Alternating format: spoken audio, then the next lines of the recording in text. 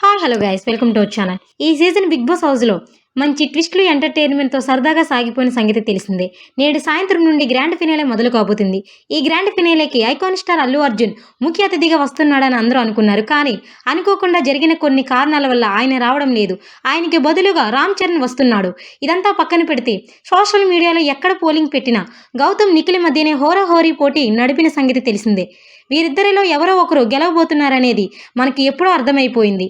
అయితే నిన్నటి నుండి సోషల్ మీడియాలో గౌతమ్కి నిఖిల్ కంటే ఎక్కువ ఓటింగ్ వస్తుంది. గౌతమ్ టైటిల్ గెలవబోతున్నాడంటూ సోషల్ మీడియాలో వార్తలు వినిపిస్తున్నాయి. దీనికి నిఖిల్ ఫ్యాన్స్ తీవ్రమైన అసంతృప్తికి గురయ్యారు. ఇదెక్కడ అన్యాయం? స్పష్టంగా ఏ నలుగురిని అడిగినా నిఖిలే గెలుస్తాడని గౌతమ్ ఫ్యాన్స్ కూడా ఒప్పుకుంటారు. వాళ్ళ ఫ్యాన్స్ తమ కంటెస్టెంట్స్కి రన్నర్ స్థానమని ఫిక్స్ అయిపోయారు. ఇలాంటి సమయంలో గౌతమ్ గెలవడం ఏమిటి? కేవలం గెలిస్తే ఖచ్చితంగా అన్యాయమే అని సోషల్ మీడియాలో కామెంట్ చేశారు. కానీ అవన్నీ కేవలం రూమర్స్ అని ఆ తర్వాత తెలిసింది. టైటిల్ గెలిచేది నిఖిలే. ఈ ఇద్దరి మధ్య అధికారిక పోలింగ్ చాలా దగ్గర తేడా ఉంది.